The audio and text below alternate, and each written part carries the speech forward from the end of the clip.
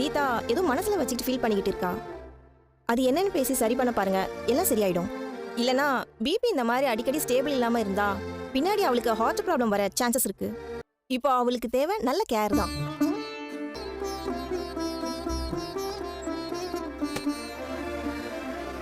மீனா, என்னடி இது? நல்லா இருந்த பொண்ணு இப்படி எல்லாம் சொல்றாங்க. அவளுக்கு இப்படி ஆனதுக்கு காரணமே நம்ம தானம்மா. என்ன மீனா சொல்ற? சீதாக்கு அமைய போற ஒரு நல்ல வாழ்க்கையை நம்மளே கெடுக்கிறோமோன்னு தோணுதுமா. அவ அந்த அருணை விரும்புறத பத்தி சொல்றியா? அம்மா, மனசுக்கு பிடிச்சவங்களோட வாழ முடியலன்னு நினைக்கிறப்ப யாரால தாங்கிக்க முடியும்? அதுக்கு இல்லடி, மாப்பிளைக்கு பிடிக்கலையே. அம்மா, சும்மா மாப்பிள்ளை அதையே சொல்லிட்டு இருக்காதம்மா. அவரும் புரிஞ்சுக்காம இருக்காரு, நீயும் அவருக்கு பிடிக்காதுன்னு சொல்லிட்டு இருக்க. அதான் அவர் இன்னும் இறங்கி வராம அப்படியே இருக்காரு. நீதான் அவர்கிட்ட தைரியமா எடுத்து சொல்லணும். அதை விட்டுட்டு நீ அவருக்கு பயந்துட்டு இருந்தனா? நான் பயப்படலடி. மாப்பிள்ளை நம்ம குடும்பத்து மேல ரொம்ப அக்கறையா இருக்காரு.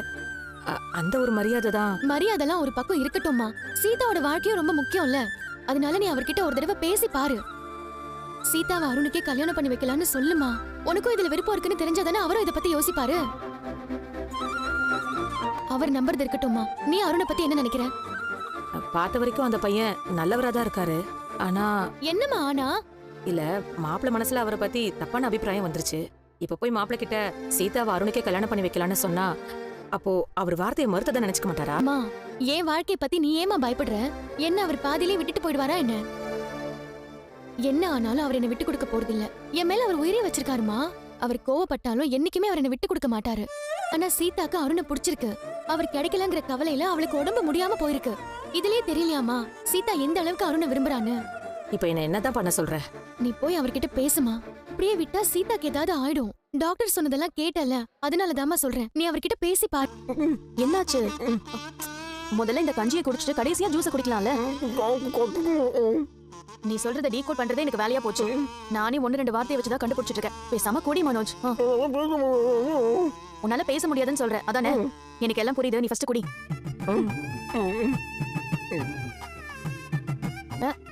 ஏய், நீ எதுக்கு இங்க உட்கார்ந்திருக்க? மனோஜுக்கு ஹெல்ப் பண்ணிட்டு இருக்கேன் ஆண்டி. அவனுக்கு கை கால்லாம் நல்லா தான் இருக்கு.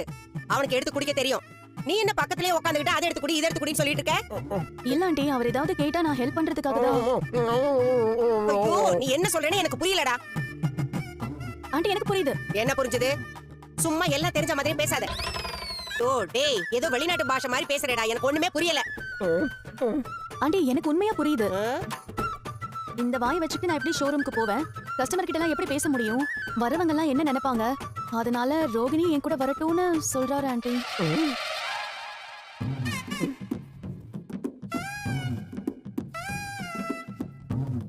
என்னடி, அவன் கொஞ்சமா 2 வார்த்தை சொன்னான். நீ நீட்டி முளைக்கு பெருசா கதை விடுற. அவன் சொன்னான்னு ஓ மனசுல இருக்கிறதெல்லாம் சொல்றியா? ஐயோ இல்ல ஆண்டி, மனோஜ் தான் அப்படி சொல்றாரு. டேய், நீ அப்படிதான் சொன்னியா?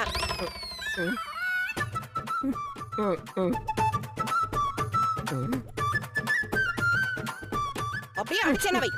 அவதுக்கு வரணும் கூட. இப்ப என்ன, உன்னால அங்க போய் யாருக்கிட்ட பேச முடியாது, அவ்வளவுதானே? அப்ப நீ கடைக்கே போக வேண்டாம். வாய் சரியாகிற வரைக்கும் வீட்லயே இரு. ஆண்டி, போலனா ஷோரூம்ல எப்படி வியாபாரம் ஆகும்னு கேக்குறாரு. டேய், கடைக்கு இவ மட்டும் போகட்டும்.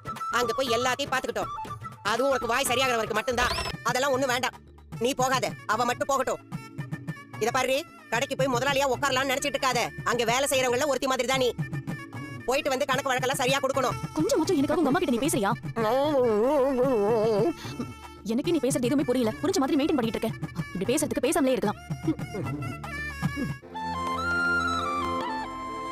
ஏன்னா உன் தங்கச்சி எப்படி இருக்கா? வீட்டுக்கு கூட்டிட்டு வந்துட்டாங்களா? பரவாயில்லைங்க மாமா, டிஸ்சார்ஜ் ஆகி வீட்டுக்கு வந்துட்டான். ஏன், என்னாச்சு அவளுக்கு? அது வந்து அதாவது ஏதோ காய்ச்சல் போல. வேணாதான் அவ ஆஸ்பத்திரி கூட்டிட்டு போயிட்டு வந்தா. அதுக்கு எதுக்கு அட்மிட்லாம் பண்ணாங்க? டாக்டர் ஏதாவது ஆஸ்பத்திரி போனக்காக சொல்லியிருப்பாங்க. இதெல்லாம் ஒரு கேள்வியாமா? என்கிட்ட எல்லாம் இதெல்லாம் சொல்லவா போறீங்க? இவ வீட்டு கதை எனக்கு எதுக்கு? என்ன பண்ணிட்டு இருக்கீங்க? பதறலையா? சாப்பிடுறேன். கடையில இருந்து வாங்கிட்டு வந்து வீட்ல வச்சு சாப்பிடுறதுக்கு ஹோட்டல்ல சாப்பிட்டு வந்திருக்கலாம்ல? சாப்பிடுக்கலாம். ஆனா நான் வெறுப்பேத்தணும்ல. ஓஹோ, என்ன வெறுப்பேத்துறீங்களா? என்ன எதுக்கு வெறுப்பேத்தணும்? நீ ஹாஸ்பிடல்ல வச்சு என்ன வெறுப்பேத்தனல? நான் என்னங்க பண்ணேன்? உன் தங்கச்சிக்கு உடம்பு சரியில்லை, நீ ஏன் வேலையை விட்டு ஒன்ன கூட்டிட்டு போனா அந்த போலீஸ்காரன் முன்னாடி சத்தம் போடாதீங்க சொல்ற. வெளில போய் சண்டை போடுங்கன்ற. அது நீ தனியா சொல்லினா கூட பரவாயில்ல. நல்லா முன்னாடி சொல்ற. நான் ஒன்னும் உங்களை போக சொல்லலைங்க. ஹாஸ்பிடல்ல வச்சு ஏன் சத்தம் போடுறீங்க? அமைதியா இருங்கன்னு தான் சொன்னேன். நீங்க தான் கோச்சிட்டு போயிட்டீங்க. நேரடியா சொல்லணும் இருக்கா என்ன? போற மாதிரி பண்ணிட்ட. அப்புறம் என்ன? பரவாயில்ல, அவ்வளவுதான் உலகம். உண்மையா இருக்கிறவன மதிக்காது. எவன் பொய்யா நடிக்கிறானோ அவனை தலையில தூக்கி வச்சு கொண்டாடும். நான் பொய்யா நடிச்சு எல்லாருக்கும் நல்லவனா இருக்கிறத விட எனக்கு உண்மையா இருக்கிற கெட்டவனாவே இருந்துட்டு சரி விடுங்க, சாப்பிடும்போது பேசாதீங்க. ராத்திரி பகல் இந்த சாப்பாட்டுக்காக தானே உழைக்கிறோம். சாப்பிடுங்க. பேச்ச ஆரம்பிச்சது நீதான். எப்ப பார்த்தாலும் எல்லா பள்ளியும் தூக்கி ஏமாலே போடுங்க. இப்பதான் வந்தியா? சாப்பிட்டியா? பிரியாணி சாப்பிட்டப்பா. பிரியாணியா? மீனா செய்யவே இல்லையா? அவர் கடையில இருந்து வாங்கிட்டு வந்து சாப்பிட்டாரு மாமா. பிரியாணின்னு சொல்லி தக்காளி சாதத்தை கொடுத்து ஏமாத்தி நீ பேச்ச அனுப்பிச்சிட்டாங்க. மாத்திர. பா உங்கள்கிட்ட முக்கியமான விஷயம் பேசணும். நீ வாப்பா வந்து உட்காருப்பா. வாப்பா. அதுக்கு என்ன, வயசு பசங்க காதல் வரதான் செய்யும். அவன் நல்லவனான்னு பார்த்து கல்யாணம் பண்ணி வச்சிட வேண்டியதானே? கரெக்டா பாயிண்ட்டுக்கு வந்தப்பா. கேட்டியா? அப்ப என்ன சொல்றாரு? லவ் பண்ணா கட்டி வைங்கன்னு சொல்லல, நல்லவனான்னு பார்த்து கட்டி வைக்க சொல்றாரு. அதான் அனுபவம். இதுதான்ப்பா நானும் சொல்றேன். பா சீதா லவ் பண்றவன் நல்லவன் கிடையாதுப்பா. கரம் வச்சு பழி வாங்குறவன். அந்த ஆள் ஒரு டிராஃபிக் போலீஸ்ப்பா. என்கிட்ட கூட அடிக்கடி பிரச்சனை பண்ணிட்டே இருப்பாப்லையே. அன்னைக்கு ஸ்டேஷன்ல பாத்தலப்பா. தெரியும், சொல்லு. அவன் ரொம்ப தப்பான ஆள்ப்பா. சீதா நல்லா வச்சு பாத்துக்க மாட்டான். அதை சொன்னா கேட்க மாட்டாப்பா. அவனுக்கு தான் கல்யாணம் பண்ணி கொடுப்பேன் நிக்கிறா. அதான் எங்களுக்கு பிரச்சனையும். பிரச்சனை இருக்குது உண்மைதான்ப்பா. நான் அதுக்காக சொல்ல, அவனுக்கு சீதாவை கல்யாணம் பண்ணி கொடுக்கலான்னு சொல்லிருக்கு. அது மட்டும் காரணம் கிடையாது.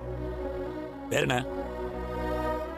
அன்னைக்கு என் கார்ல பிரேக் பிடிக்காம போய் வண்டியில போய் இடிச்சேன். அதுக்கு அவன் என்ன ஸ்டேஷன் கூட்டு போனான். லைசன்ஸையும் கேன்சல் பண்ணாப்பா.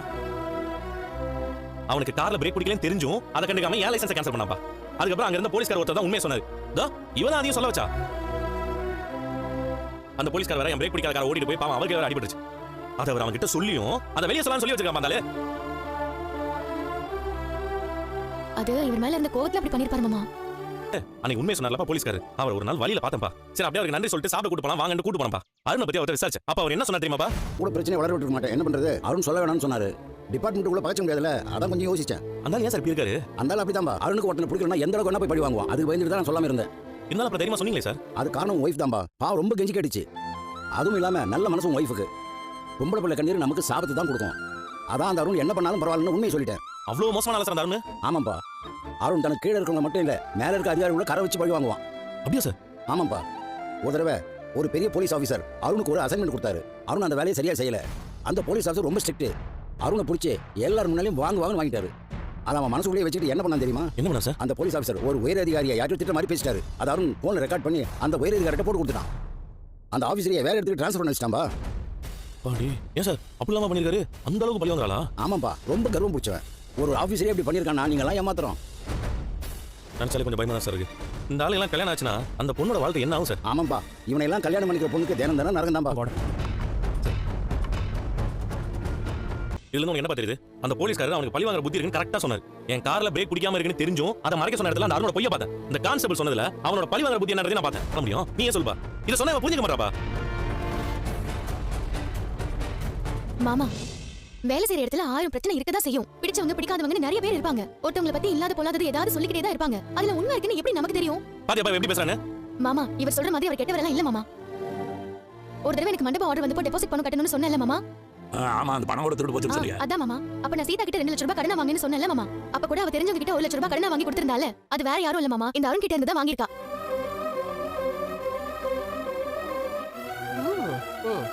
சீதா பண தேவை இருக்குன்னு சொல்லும்போது அவரே சீதா கேட்காமலே வந்து பணத்தை கொடுத்து உன்னால எப்ப முடியுமோ அப்ப திருப்பி கொடுன்னு சொல்லிருக்காரு. இவர் சொல்ற மாதிரி அவர் கெட்டவரா இருந்தா அடுத்தவங்களுக்கு உதவி செய்ய மாட்டார்ல மாமா. அவர் செய்யற நல்லது கணக்குல எடுத்துக்கணும்ல. அப்ப சீதா அவன் பணத்தை கொடுத்தாளா? இதுக்கா நான் ரிஸ்க் எடுத்து சிந்தா பண்ணி போய் பணத்தை எடுத்து வந்தேன். அவன் பணத்தை எடுத்து நான் பண்ணிட மாட்டேன். நீ என்கிட்ட முதல்ல சொல்லல. ஏங்க, அந்த நேரத்துல அது அவரோட பணம் எனக்கே தெரியாது. கொஞ்ச நாளைக்கு முன்னாடி தான் சீதா பேசும்போது சொன்னா. என்ன பணம் கொடுத்தா அவன பெரிய உத்தமனா? என்ன அவனோட பணம் நேரா காட்டணுமா?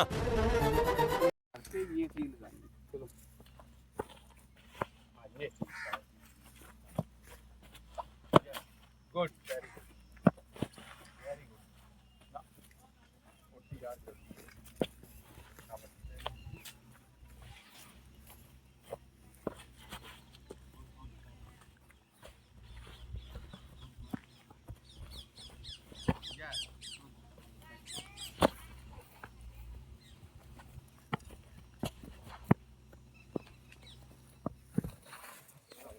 आप भी करो ना, इधर इसको समझाओ कैसे करना है।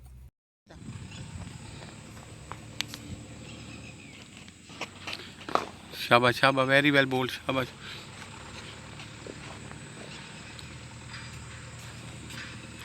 चलो चलो बेटे, शाबाश।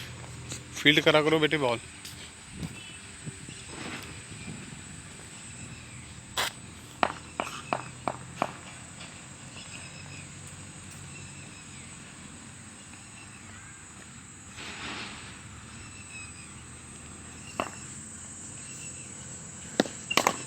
शाबाश शाबाश शाबाश शाबाश हितेन।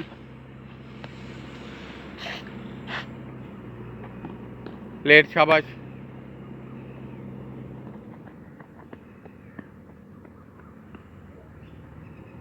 चलो चलो जल्दी, शाबाश हितेन, शाबाश।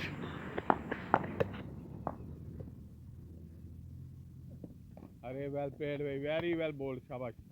वेल प्लेड, शाबाश। और थोड़ा सा आगे आ जाएगा ना, डरेगा नहीं। तेज बॉल बहुत, जो कोई बात नहीं, ऊपर आ जा, चढ़ के खेल, शाबाश।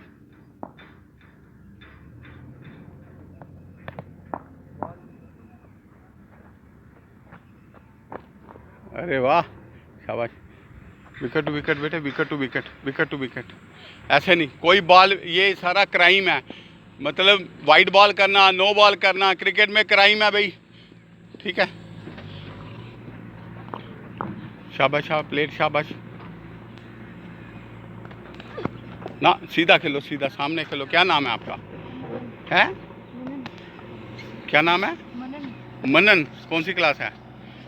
हाँ, सामने खेलना, सामने, बंद नहीं करना ब्लेड। शाबाश, वेल प्लेड, शाबाश। शाबाश शाबाश मनन, वेल प्लेड। हाँ, सामने सामने ना, ये बंद नहीं करना, ऐसे बंद नहीं करना, सीधे सामने। प्लेड, शाबाश।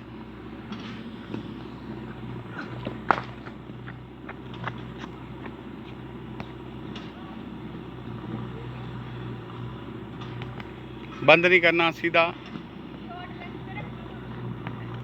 प्लेट, शाबाश।